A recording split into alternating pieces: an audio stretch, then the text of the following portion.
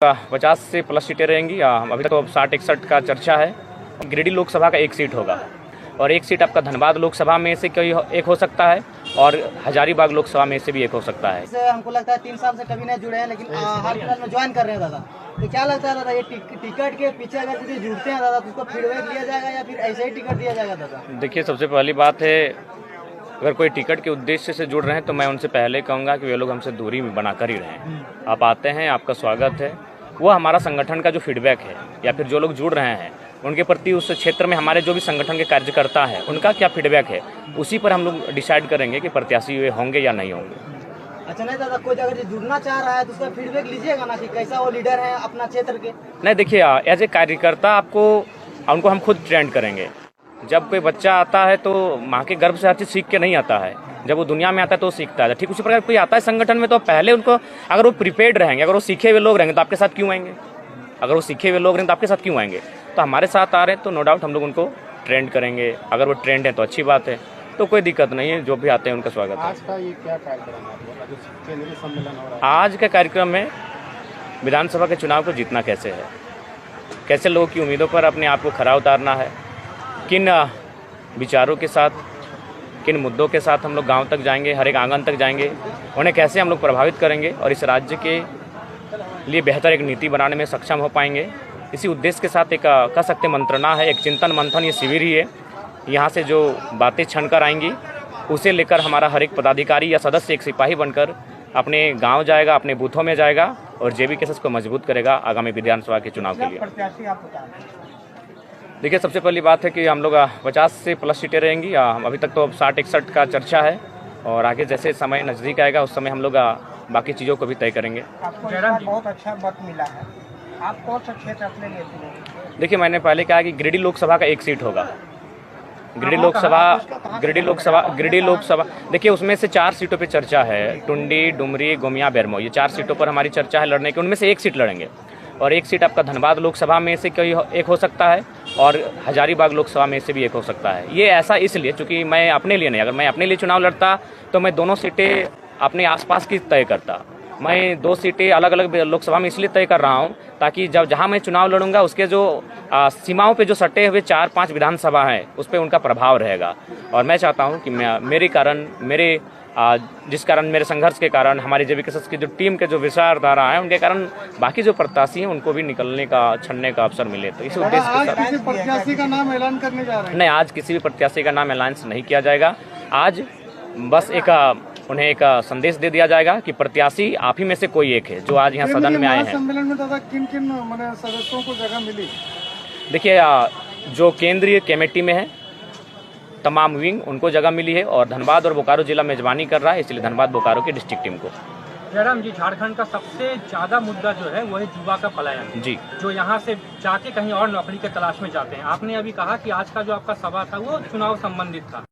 जेबी के से सत्ता में आती है, अगर सत्ता की बागडोर जयराम महतो के हाथ में आती है तो ये पलायन को रोकने के लिए, झारखंडी युवा को झारखंड में रोजगार दिलाने के लिए आप क्या करेंगे? सबसे पहली बात देखिए, अगर आप झारखंड को जानते हैं तो प्रमुखतः एक सरकारी नौकरियों के अलावा 2 सेक्टर हैं जहां हम लोग रोजगार को सृजन करते हैं, एक औद्योगिक क्षेत्र और एक माइंस का क्षेत्र।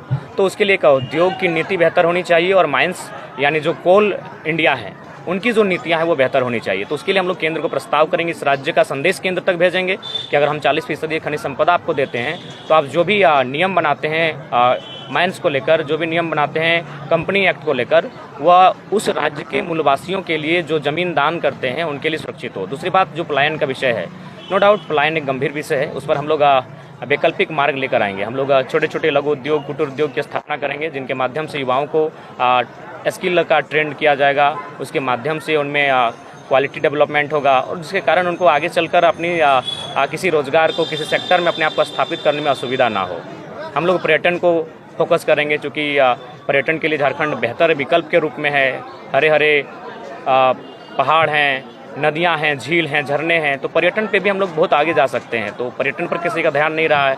हम लोग कृषि को आगे बढ़ेंगे क्योंकि हमारे पास नदियों का संचार है, असीम संचार है, हमारे पास जल का संसाधन है। तो उसके लिए हम लोग कृषि में जब आगे जाएंगे तो हम लोग दूसरी फसल के लिए जाएंगे, इरिगेशन, एक बेहतर इरिगेशन की। तो इन छोटे छोटे मुद्दों पे जब हम लोग काम करने लगे, जब इनको हम लोग अपने 10 साल के विजनरी सेक्शन में शामिल करेंगे और उन पर जब काम करने लगेंगे तो रोजगार का जो दर है वो कम होगा, जो पलायन का दर है वो कम होगा। तो इन पर हम लोग काम करना पसंद करेंगे। दादा, अल्पसंख्यक एक बड़ा मुद्दा है, तो अल्पसंख्यक को किस प्रकार से जो रिप्रेसेस में लाया जाए जो इस बार जीत का फैक्टर? देखिए, आप जो बात कह रहे हैं, आप मेरे बगल में ठीक दाहिनी ओर बैठे हैं, उस शख्स का नाम है इखलाक अंसारी। शायद आज से लोकसभा चुनाव से ठीक पहले शायद आप इनसे परिचित नहीं थे। तो हमने तो अल्पसंख्यक को बहुत बड़ा सम्मान दिया, आज बहुत बड़ा सम्मान दिया। 14 लोकसभा की सीटें हैं। एनडीए गठबंधन, इंडिया गठबंधन, किसी का साहस नहीं हुआ कि एक मुस्लिम घर के बेटे को टिकट देने का काम करे या फिर जो अल्पसंख्यक समुदाय से आते हैं उनको टिकट देने का काम करे। उनको केवल दरी कुर्सी बिछाने का कार्य किया। उन्होंने उनसे अगर वोट भी लिया तो मजबूरी में लिया कि मजबूर होकर उन्हें वोट करे, लेकिन हमने मजबूती देने का काम किया। आज इखलाक अंसारी 80,000 लेकर आए हैं, तीसरे नंबर पर हैं, लेकिन प्रत्येक दिन कम से कम 8 मामलों का सॉर्ट आउट करते हैं, चाहे वो मामला थाना से संबंधित हो, चाहे वो मामला प्रखंड संबंधित हो, चाहे वो मामला कोई कंपनी से संबंधित हो। तो ये 80,000 वोट में अगर ये 8 मामलों को सॉर्ट आउट कर रहे हैं, तो अगर ऐसे लोग अगर आगे आएंगे तो सोचिए कितने मामलों का निष्पादन करेंगे।